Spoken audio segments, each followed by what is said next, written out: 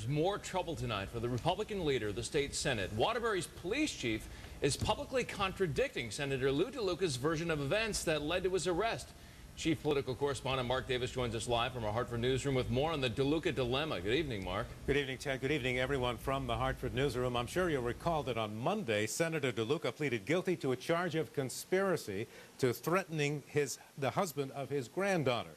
Today, he said he will not resign his Senate seat, but his troubles have been greatly compounded. He claims he went to a businessman with alleged ties to the mob because the police wouldn't help him. Now the police say that is not true. The embattled Republican leader confronted a front-page story in the state's largest newspaper today that reported that the Waterbury police chief had contradicted DeLuca's claim that he reported the abuse of his granddaughter directly to him. Police Chief O'Leary's statements in the paper are not accurate. That is the situation. That was that as I remember it.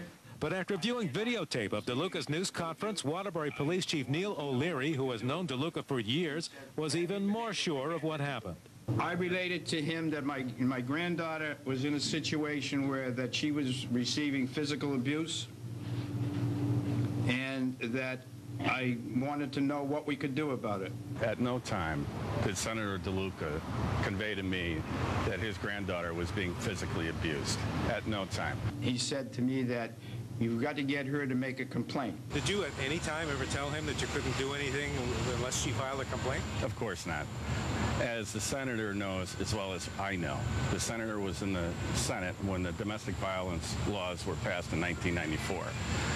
The whole point of the law is that the victim need not come forward. I guess everyone is supposed to believe that I and members of my family went to the police chief on more than three occasions, to talk to everything that you talk to a police chief about.